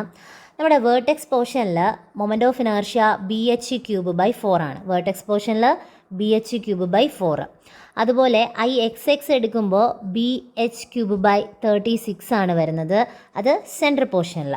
അടുത്ത ബേസ് പോർഷനിൽ എടുക്കുമ്പം വീണ്ടും അവിടെ ചേഞ്ച് ഉണ്ട്. ബേസ് പോർഷൻ എന്ന് പറഞ്ഞാൽ BH³/12. അപ്പോൾ വെർട്ടെക്സ് BH³/4, ബേസ് BH³/12. അതുപോലെ സെൻട്രൽ പോർഷനിൽ എടുക്കുകയാണെങ്കിൽ BH³/36 ആണ് വരുന്നത്. അടുത്ത് നമ്മൾ മൊമെൻറ്റ് ഓഫ് ഇനർഷ്യയിൽ നോക്കാൻ പോകുന്നത് സർക്കിളിൻ്റെതാണ്. സോ നമ്മളൊരു സർക്കിൾ വരച്ച് കഴിഞ്ഞാൽ ആ സർക്കിളിൻ്റെ IXXും അതുപോലെ തന്നെ IYY എന്ന് പറഞ്ഞാൽ സെയിം ആയിരിക്കും. എന്താണ്? πd⁴/64 ആണ് വരുന്നത്. πd⁴/64. അപ്പോൾ ഇവിടെ IXXും IYYയും സെയിം ആണ്. ഇനി ഇതുപോലെ തന്നെ നമ്മൾ പോളാർ മൊമെൻറ്റ് ഓഫ് ഇനർഷ്യ എന്ന് പറയുന്ന ഒരു ടേം പഠിക്കുന്നുണ്ട്. Polar moment of inertia. എന്താണ് പോളാർ മൊമെൻറ്റ് ഓഫ് ഇനർഷ്യ എന്ന് വെച്ചാൽ പെർപെൻഡിക്കുലർ ആക്സിസ് തിയറത്തിൽ നമ്മൾ പഠിക്കുന്ന സാധനം തന്നെയാണ് ഇവിടെയും വരുന്നത്. Polar moment of inertia IZZ ആണ്. IXX + IYY ഇതാണ് എന്തെന്ന് പറയുന്നത്? Polar moment of inertia. അങ്ങനെയാണെങ്കിൽ πd⁴/64 + πd⁴/64 ചെയ്യുമ്പോൾ പോളാർ മൊമെൻറ്റ് ഓഫ് ഇനർഷ്യ കിട്ടില്ലേ? πd⁴/32 എന്ന് കിട്ടും. അതാണ് പോളാർ മൊമെൻറ്റ് ഓഫ് ഇനർഷ്യ എന്ന് പറയുന്നത്. ഓക്കെ, πd⁴/32, πd⁴/32 ഇതാണ് polar moment of inertia of circle സെക്ഷനാണ് പറഞ്ഞേക്കുന്നത്. ഇനി ഞാനൊരു തിൻ റോഡ് എടുക്കുവാണെന്ന് വിചാരിക്കാം. ഒരു തിന്നായിട്ടുള്ള റോഡ്. അതിൻ്റെ സെൻറ്ററിലുള്ള മൊമെൻറ്റ് ഓഫ് ഇനർഷ്യ എന്ന് പറയുന്നത് ml²/12ഉം അതിൻ്റെ എൻഡിലുള്ളത് ml²/3യുമാണ്. ഓക്കെ, തിൻ റോഡ് എടുക്കുവാണ്. അതിൻ്റെ സെൻറ്ററിലുള്ളത് ml²/12ഉം എൻഡ് പോയിൻറ്റിലുള്ളത് ml²/3യുമാണ്. അതുപോലെ തന്നെ ഞാനൊരു റിങ് എടുക്കുകയാണെന്നിരിക്കട്ടെ. ആ റിങ്ങിൽ സെൻറ്ററിലൂടെയുള്ളത് എന്താണ്? mr² എന്നാണ് പറയുന്നത്. സെൻറ്ററിലൂടെയുള്ളത് mr² ആണ്. അതുപോലെ ഇതിൻ്റെ സർക്കംഫറൻസിൽ കൂടെ പോകുന്നത് ഇപ്പോൾ ഇങ്ങനെയാണ് പോകുന്നതെങ്കിൽ അത് mr²/2 ആണ്. എന്താണ്? റിങ്ങിൻ്റെ കാര്യമാണ് പറഞ്ഞത്. റിങ്ങിൻ്റെത് സെൻറ്ററിൽ കൂടെ കട്ട് ചെയ്യുമ്പോൾ ഉള്ള മൊമെൻറ്റ് ഓഫ് ഇനർഷ്യ mr² ആണ്. അതേസമയം നമുക്ക് അതിൻ്റെ സർക്കംഫറൻസിലാണുള്ളതെങ്കിൽ അതിന് mr²/2 ആണ് പറയുന്നത്. ഇനി ഇതുപോലെ തന്നെ ഇതിപ്പോൾ നമ്മൾ പറഞ്ഞത് തിൻ റോഡും റിങ്ങും ആണ്. ഇനി ഒരു ഡിസ്കിൻ്റെ കാര്യം പറയുവാണെങ്കിൽ, സോ ഞാനൊരു ഡിസ്ക് എടുത്താൽ അതിൻ്റെ സെൻറ്ററിലൂടെയുള്ള മൊമെൻറ്റ് ഓഫ് ഇനർഷ്യ എന്ന് പറയുന്നത് mr²/2ഉം അതിൻ്റെ സർക്കംഫറൻസിലുള്ളതാണെങ്കിൽ mr²/4ഉം ആണ് പറയുന്നത്. ഓക്കെ, mr²/4 എന്നാണ് പറയുന്നത്. ഞാൻ സർക്കംഫറൻസ് കാണിക്കാനാണ് ഇത് ചെയ്തേക്കുന്നത്, ഇങ്ങനെ ജസ്റ്റ് ഒന്ന് വരച്ചേക്കുന്നത്. ഓക്കെ, അപ്പോൾ നമ്മൾ തിൻ റോഡിൽ പറഞ്ഞപ്പോൾ തിൻ റോഡിൻ്റെ സെൻറ്ററിലൂടെ പോകുന്നത് ml²/12ഉം അതുപോലെ തന്നെ അതിൻ്റെ എൻഡിലൂടെ പോകുന്നത് ml²/3. റിങ് എടുത്തപ്പോൾ പറഞ്ഞായിരുന്നു അതിൻ്റെ സെൻറ്ററിലൂടെ പോകുന്നത് mr²ഉം അതുപോലെ സർക്കംഫറൻസിലൂടെ പോകുന്നതാണെങ്കിൽ mr²/2. നമ്മുടെ ഡിസ്കിൽ എടുക്കുന്ന സമയത്ത് സെൻറ്ററിലൂടെ പോകുന്നതാണ് mr²/2, അതുപോലെ സർക്കംഫറൻസിലാണെങ്കിൽ അതിനെ mr²/4 എന്നാണ് പറയുന്നത്. അതുപോലെ തന്നെ ഒരു രണ്ടെണ്ണം കൂടി നമുക്ക് നോക്കി വെക്കാനുണ്ട്. സോളിഡ് സ്പിയർ എന്ന് വെച്ചാൽ 2/5 mr², ഹോളോ സ്പിയർ എന്ന് പറയുന്നത് 2/3 mr². ഇത്രയും നോക്കി വെച്ചേക്കുക. Solid sphere 2/5 mr², hollow sphere എന്ന് പറയുന്നത് 2/3 mr². ഓക്കെ, അപ്പോൾ നമ്മൾ ഈ മൊമെൻറ്റ് ഓഫ് ഇനർഷ്യ പറഞ്ഞ സമയത്ത് തന്നെ നമ്മൾ എന്തൊക്കെ പറഞ്ഞിട്ടുണ്ടായിരുന്നു? പാരലൽ ആക്സിസ് തിയറം എന്തെന്ന് പറഞ്ഞിട്ടുണ്ടായിരുന്നു. അതുപോലെ പെർപെൻഡിക്കുലർ ആക്സിസ് തിയറവും പറഞ്ഞിട്ടുണ്ടായിരുന്നു. പെർപെൻഡിക്കുലർ ആക്സിസ് തിയറം എങ്ങനെയാണ് പറഞ്ഞത്? നമ്മൾ ഇത് IXX IYY ആണെങ്കിൽ അതിന് കറക്റ്റ് മ്യൂച്വലി പെർപെൻഡിക്കുലർ ആയിരിക്കുന്ന രീതിയിലായിരിക്കും മൂന്നാമത്തെ ഒരു ആക്സിസ് വരുന്നത്. എങ്കിൽ IZZ കാൽക്കുലേറ്റ് ചെയ്യണമെങ്കിൽ നമ്മൾ എന്ത് ചെയ്താൽ മതിയാവും? IZZ = IXX + IYY. Okay, equation ഒന്ന് നോക്കി വെച്ചാൽ മതി. IZZ = IXX + IYY. അതുപോലെ പാരലൽ ആക്സിസ് തിയറം ഞാൻ എടുക്കുകയാണ്. ഇവിടെ ഒരു ലാമിനെ എടുത്തിട്ടുണ്ട്. ഇതിനൊരു സെൻട്രൽ ആക്സിസ് ഉണ്ട്, അല്ലെങ്കിൽ സെൻട്രോയിഡൽ ആക്സിസ് ഉണ്ട്. സോ അവിടെ റെഫറൻസ് ലൈനും ഉണ്ട്. എങ്കിൽ ആ റെഫറൻസ് ലൈനിൻ്റെ മൊമെൻറ്റ് ഓഫ് ഇനർഷ്യ കണ്ടുപിടിക്കണമെങ്കിൽ എന്ത് ചെയ്യണം? ആ റെഫറൻസ് ലൈന് സെൻട്രോയിഡൽ ആക്സിസിലോട്ട് ട്രാൻസ്ഫർ ചെയ്തിട്ട് അവിടെ നിന്ന് നമുക്ക് മൊമെൻറ്റ് ഓഫ് ഇനർഷ്യ കണ്ടുപിടിക്കാവുന്നതാണ്. ഓക്കെ, അതാണ് പാരലൽ ആക്സിസ് തിയറം എന്ന് പറയുന്നത്. അതുപോലെ സിലബസിൽ പറഞ്ഞിരിക്കുന്ന വേറൊരു പോർഷനാണ് റേഡിയസ് ഓഫ് ഗൈറേഷൻ. എന്താ റേഡിയസ് ഓഫ് ഗൈറേഷൻ്റെ ഇക്വേഷൻസ് നോക്കിയിരിക്കുക. K = √I/A. എന്താണ്? K = √I/A. നമുക്കൊരു ലാമിനെ ഇപ്പോൾ എടുക്കുന്നുണ്ട്. ഒരു ലാമിനെ എടുത്തിട്ട് അതിൻ്റെ ഒരു സെൻറ്റർ പോയിന്റ് നമ്മൾ എടുക്കുന്നു. നമുക്ക് പറഞ്ഞിട്ടുള്ള ഒരു റഫറൻസ് ആക്സിസും ഉണ്ടെങ്കിൽ അതുവരെയുള്ള ഡിസ്റ്റൻസിനെയാണ് നമ്മൾ നോർമലി റേഡിയസ് ഓഫ് ഗൈറേഷൻ എന്ന് പറയുന്നത്. അപ്പോൾ അതിനെ തന്നെ √, moment of inertia by area എടുത്താൽ നമുക്ക് റേഡിയസ് ഓഫ് ഗൈറേഷൻ കിട്ടും. അടുത്ത് നമുക്ക് സിലബസിൽ പറഞ്ഞിരിക്കുന്ന ഒരു ടോപ്പിക് എന്ന് പറയുന്നത് ഫ്രിക്ഷനാണ്. അപ്പോൾ ഫ്രിക്ഷൻ എന്ന് പറഞ്ഞാൽ നമുക്കറിയാം, ഒരു മൂവ്മെൻ്റ് ഒക്കെ ഉണ്ടാകുന്ന സമയത്ത് അതിനെ റെസിസ്റ്റ് ചെയ്യാൻ വേണ്ടി ഉള്ള ആ ഒരു സംഭവത്തിനെയാണ് നമ്മൾ എന്തെന്ന് പറയുന്നത്? ഫ്രിക്ഷൻ എന്ന് പറയുന്നത്. ഓക്കെ, ആ ഫ്രിക്ഷൻ എന്ന് പറയുമ്പോൾ മെയിനായിട്ട് 2 ടൈപ്പിലുണ്ട്: static friction and dynamic friction. Static friction എന്ന് പറയുമ്പോൾ ആ റെസ്റ്റിൽ ഉണ്ടാകുന്ന ഫ്രിക്ഷനെയാണ് നമ്മൾ സ്റ്റാറ്റിക് ഫ്രിക്ഷൻ എന്ന് പറയുന്നത്. ഡൈനാമിക് ഫ്രിക്ഷൻ എന്ന് പറയുമ്പോഴത്തേക്കും മൂവ്മെൻറ്റിൽ സംഭവിക്കുന്ന ഫ്രിക്ഷനാണ് ഡൈനാമിക് ഫ്രിക്ഷൻ. ഈ മൂവ്മെൻറ്റിൽ സംഭവിക്കുന്ന dynamic friction again classified into 2 types: sliding friction and rolling friction. Okay, അപ്പോൾ ഓരോന്ന് എന്താണെന്ന് നോക്കാം. സ്റ്റാറ്റിക് ഫ്രിക്ഷൻ എന്ന് പറയുമ്പോൾ the friction experienced by a body when at റെസ്റ്റിൽ അനുഭവപ്പെടുന്ന ഫ്രിക്ഷനെയാണ് നമ്മൾ സ്റ്റാറ്റിക് ഫ്രിക്ഷൻ എന്ന് പറയുന്നത്. ഡൈനാമിക് ഫ്രിക്ഷൻ എന്ന് പറഞ്ഞാൽ the friction experienced by a body when in മോഷനിൽ സംഭവിക്കുന്ന ഫ്രിക്ഷൻ. സ്ലൈഡിംഗ് ഫ്രിക്ഷൻ എന്ന് പറഞ്ഞാൽ the friction experienced by a body when it slides over another body. ഒരു ബോഡിയുടെ മേളിൽ കൂടെ സ്ലൈഡ് ചെയ്ത് മറ്റൊരു ബോഡി പോവുകയാണെങ്കിൽ ആ സമയത്ത് അതിനിടയിൽ അനുഭവപ്പെടുന്ന ഫ്രിക്ഷനെയാണ് നമ്മൾ സ്ലൈഡിംഗ് ഫ്രിക്ഷൻ എന്ന് പറയുന്നത്. Then rolling friction. The friction experienced by a body when a balls or rollers are interposed between the two surfaces is known as rolling friction. Okay, ഇതും നേരത്തെ പറഞ്ഞതുപോലെ തന്നെയാണ്. നമ്മളൊരു സർഫസിൻ്റെ മേളിൽ കൂടെ വേറൊരു സർഫസ് അല്ലെങ്കിൽ വേറൊരു ബോഡി റോൾ ചെയ്ത് പോവുകയാണെങ്കിൽ അതിനിടയിൽ ഫോം ചെയ്യുന്ന ഫ്രിക്ഷനെയാണ് നമ്മൾ റോളിംഗ് ഫ്രിക്ഷൻ എന്ന് പറയുന്നത്. ഇനി നോർമലി എപ്പോഴും സ്റ്റാറ്റിക് ഫ്രിക്ഷൻ കൂടുതലും ഡൈനാമിക് ഫ്രിക്ഷൻ കുറവായിരിക്കുമെങ്കിൽ അതിൻ്റെ റേഷ്യോ എടുക്കുമ്പോൾ അതെങ്ങനെയായിരിക്കണം? ഇറ്റ്സ് ഗ്രേറ്റർ ദാൻ 1 ആയിരിക്കണം. 1നേക്കാളും ഗ്രേറ്റർ ആയിരിക്കണം എന്തെന്ന് പറയുന്നത്? Static friction by dynamic friction. ചോദിച്ചിട്ടുള്ള ക്വസ്റ്റ്യൻ ആണ്. Static friction by dynamic friction is greater than 1 ആയിരിക്കണം. അടുത്ത് പറയുന്നതാണ് ലിമിറ്റിംഗ് ഫ്രിക്ഷൻ. ലിമിറ്റിംഗ് ഫ്രിക്ഷൻ എന്ന് വെച്ചാൽ the maximum frictional force experienced by a body just to begins to slide over the surface of the body is known as limiting friction. നമ്മളൊരു body move ചെയ്യാൻ start ചെയ്യുവാണ്. അപ്പോൾ start ചെയ്യുന്ന സമയത്ത് അവിടെ അനുഭവപ്പെടുന്ന മാക്സിമം ഫ്രിക്ഷനെയാണ് നമ്മൾ ലിമിറ്റിംഗ് ഫ്രിക്ഷൻ എന്ന് പറയുന്നത്. അതുപോലെ തന്നെ നമ്മൾ അപ്ലൈ ചെയ്യുന്ന ഫോഴ്സ് കൂടുതലും ലിമിറ്റിംഗ് ഫ്രിക്ഷൻ കുറവുമാണെങ്കിൽ ആ ബോഡി എന്തായാലും മൂവ് ചെയ്യും. എങ്ങോട്ടേക്കായിരിക്കും മൂവ് ചെയ്യുന്നത്? നമ്മൾ എങ്ങോട്ടേക്കാണോ ഫോഴ്സ് കൊടുക്കുന്നത് അങ്ങോട്ടേക്ക്. അപ്പോൾ ഫോഴ്സ് കൊടുക്കുന്ന ഫ്രണ്ടിലോട്ടാണെങ്കിൽ ഫോർവേഡ് ആയിട്ട് തന്നെ ആയിരിക്കും നമ്മൾ മൂവ് ചെയ്യുന്നത്. നമ്മൾ എന്തായാലും ആ രീതിയിലല്ലേ ഫോഴ്സ് കൊടുക്കത്തുള്ളൂ. സോ അപ്ലൈഡ് ഫോഴ്സ് കൂടുതലും ലിമിറ്റിംഗ് ഫ്രിക്ഷൻ കുറവുമാണെങ്കിൽ ബോഡി ഫോർവേഡ് മൂവ് ചെയ്യും. അതേസമയം തിരിച്ച് അപ്ലൈഡ് ഫോഴ്സ് കുറവാണ്, ലിമിറ്റിംഗ് ഫ്രിക്ഷൻ കൂടുതലാണെങ്കിൽ എന്ത് ചെയ്യും?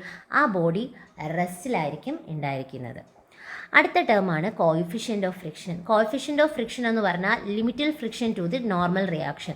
ആ ഒരു ലിമിറ്റിംഗ് ഫ്രിക്ഷനും നോർമൽ റിയാക്ഷനും ഇടയിലുള്ള it is the ratio between limiting friction to the normal ratio. Limiting ഫ്രിക്ഷനും നോർമൽ റിയാക്ഷനും ഇടയിൽ അതിൻ്റെ റേഷ്യോനെ, ലിമിറ്റിംഗ് ഫ്രിക്ഷൻ്റെയും നോർമൽ റിയാക്ഷൻ്റെയും റേഷ്യോനെയാണ് നമ്മൾ കോയിഫിഷ്യൻ്റ് ഓഫ് ഫ്രിക്ഷൻ എന്ന് പറയുന്നത്. Okay, then angle of friction.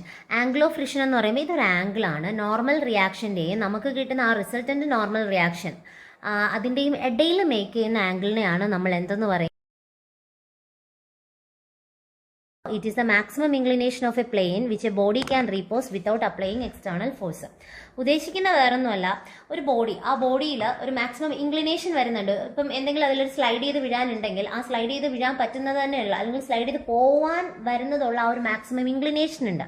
So ആ ഇൻക്ലിനേഷനെയാണ് നമ്മൾ എന്ത് പറയുന്നത്, ആംഗിൾ ഓഫ് റീപോസ് എന്ന് പറയുന്നത്. ഫോർ എക്സാമ്പിൾ, ഒരു ടിപ്പർ ലോറിയിൽ നമ്മളിപ്പം അതിൻ്റെ അകത്ത് ആ ലോഡ് എന്ത് ചെയ്യണം, താഴോട്ട് ഇറക്കാൻ വേണ്ടിയിട്ട് ആ ടിപ്പറിൽ ചരിഞ്ഞ് വരത്തില്ലേ. അപ്പോൾ ഒരു പെർട്ടിക്കുലർ ഇൻക്ലിനേഷൻ ആവുന്ന സമയത്താണ് അതിലുണ്ടാവുന്ന സാധനങ്ങളെല്ലാം കൂടെ താഴോട്ടേക്ക് വന്ന് വീഴുന്നത്. സോ അവിടെ ഉണ്ടാവുന്ന ആ ഒരു ഇൻക്ലിനേഷൻ, അതിനെയാണ് നമ്മൾ ആംഗിൾ ഓഫ് റീപോസ് എന്ന് പറയുന്നത്. ആംഗിൾ ഓഫ് റീപോസും ആംഗിൾ ഓഫ് ഫ്രിക്ഷനും ഒക്കെ ഏകദേശം ഒന്നിച്ച് വാല്യൂസ് വരുമ്പോൾ ഏകദേശം ഒന്ന് തന്നെയാണ്. ഇനി ഇതിൽ തന്നെ ലോസ് ഓഫ് ഫ്രിക്ഷനെ കുറിച്ച് പറയുന്നുണ്ട്. വേറൊന്നുമല്ല, ലോസ് ഓഫ് ഫ്രിക്ഷനിൽ നമ്മൾ ഫ്രിക്ഷൻ്റെ കാര്യം തന്നെയാണ് പറയുന്നത്. മോഷനെ ഒപ്പോസ് ചെയ്യുന്നതാണ് ആദ്യത്തെ പോയിന്റ് തന്നെ പറഞ്ഞിരിക്കുന്നത്. മോഷൻ ഒപ്പോസ് ചെയ്യുന്നുണ്ട്. അതുപോലെ തന്നെ നോർമൽ റിയാക്ഷൻ എന്ന് പറയുന്നത് is directly proportional to friction ആണ്. അതുപോലെ തന്നെ നമ്മുടെ ഫ്രിക്ഷൻ എന്ന് പറയുമ്പോൾ ഏരിയ ഓഫ് കോണ്ടാക്റ്റിന് ഇൻഡിപെൻഡൻ്റ് ആണ്. നമ്മുടെ ഏരിയ ഓഫ് കോണ്ടാക്റ്റുമായിട്ട് ഇൻഡിപെൻഡൻ്റ് ആണ് ഫ്രിക്ഷൻ എന്ന് പറയുന്നത്. ഈ കാര്യങ്ങളൊക്കെ തന്നെയാണ് നമ്മുടെ ലോസ് ഓഫ് ഫ്രിക്ഷനിൽ ഹൈലൈറ്റ് ചെയ്ത് പറഞ്ഞേക്കുന്നത്. Then equilibrium and equilibrant. നമുക്കറിയാം ഇക്വിലിബ്രിയം എന്ന് പറയുമ്പോൾ എന്താണ്, അവിടുത്തെ നെറ്റ് ഫോഴ്സസ് എല്ലാം 0 ആയിട്ട് വരുന്നതിനെയാണ് നമ്മൾ ഇക്വിലിബ്രിയം എന്ന് പറയുന്നത്. പക്ഷേ ഇക്വിലിബ്രണ്ട് എന്ന് പറഞ്ഞാൽ വേറൊന്നുമല്ല, അതൊരു സിംഗിൾ ഫോഴ്സ് ആയിരിക്കും. പക്ഷേ ആ ഒരു സിംഗിൾ ഫോഴ്സ് നമ്മളൊരു സിസ്റ്റത്തിൽ അപ്ലൈ ചെയ്യുന്ന സമയത്ത് അവിടെ നെറ്റ് ഫോഴ്സോ കാര്യങ്ങളോ ഒന്നും ആയിരിക്കില്ല. പക്ഷെ അതെന്ത് ചെയ്യും, അതിനെ കൗണ്ടറാക്ട് ചെയ്തിട്ട് എല്ലാ ഫോഴ്സസിനെയും ഒരുപോലെയാക്കും, ഇക്വിലിബ്രിയം സ്റ്റേജിലാക്കുന്നുണ്ട്. സോ അതിനെയാണ് നമ്മൾ ഇക്വിലിബ്രണ്ട് എന്ന് പറയുന്നത്. അപ്പോൾ ഇക്വിലിബ്രിയം എന്ന് പറയുമ്പോൾ നെറ്റ് ഫോഴ്സസ് ഓൾറെഡി 0 ആണ്. പക്ഷേ ഇക്വിലിബ്രണ്ട് എന്ന് പറയുമ്പോൾ ഒരു സിംഗിൾ ഫോഴ്സസ് ആണ്. അതൊരു സിസ്റ്റത്തിലോട്ട് അപ്ലൈ ചെയ്യുന്ന സമയത്ത് അവിടെയുള്ള എല്ലാ ഫോഴ്സസിനും അതിന് കൗണ്ടറാക്ട് ചെയ്ത് എന്ത് ചെയ്യുന്നുണ്ട്, ഈ ഒരു ഇക്വിലിബ്രിയം സ്റ്റേജിലോട്ട് ആക്കുന്നുണ്ട്. അതാണ് ഉദ്ദേശിച്ചിരിക്കുന്നത് ഇക്വിലിബ്രണ്ട് എന്ന് പറയുമ്പോൾ. ഓക്കെ, അടുത്ത് ഞാൻ പറയാൻ പോകുന്ന ലാമീസ് തിയറമാണ്. ലാമീസ് തിയറം എന്ന് പറയുമ്പം 3 കൺകറന്റ് ഫോഴ്സസ് ഒരു പോയിന്റിലോട്ട്, കൺകറന്റ് ഫോഴ്സസ് എന്ന് പറഞ്ഞാൽ അറിയാമല്ലോ എന്താണ്, ഒരു പോയിന്റിൽ ആക്ട് ചെയ്യുന്നതിനാണ് നമ്മൾ കൺകറന്റ് ഫോഴ്സസ് എന്ന് പറയുന്നത്. അപ്പോൾ ആ ഒരു 3 ഫോഴ്സസ് ആക്ട് ചെയ്യുന്നുണ്ട് ഒറ്റ പോയിന്റിലോട്ട്. അപ്പോൾ അത് നമുക്ക് എന്ത് പറയാം, കൺകറന്റ് ഫോഴ്സസ് ആക്ട് ചെയ്യുന്നു എന്ന് പറയാം. അതും ഒരു ഇക്വിലിബ്രിയം സ്റ്റേജിലാണെന്ന് പറയുന്നുണ്ട്. അപ്പോൾ അവിടെ നമ്മൾ ഈ ആംഗിൾ ആക്ട് ചെയ്യുന്ന സമയത്ത് തന്നെ അവിടെ ഒരു ആംഗിൾ ഫോം ചെയ്യുന്നുണ്ട്. ആ ആംഗിൾസിനെ നമ്മൾ എങ്ങനെ അതിൽ റെപ്രസെൻറ്റ് ചെയ്യുന്നു എന്നുള്ള കാര്യമാണ് ഇവിടെ പറയുന്നത്.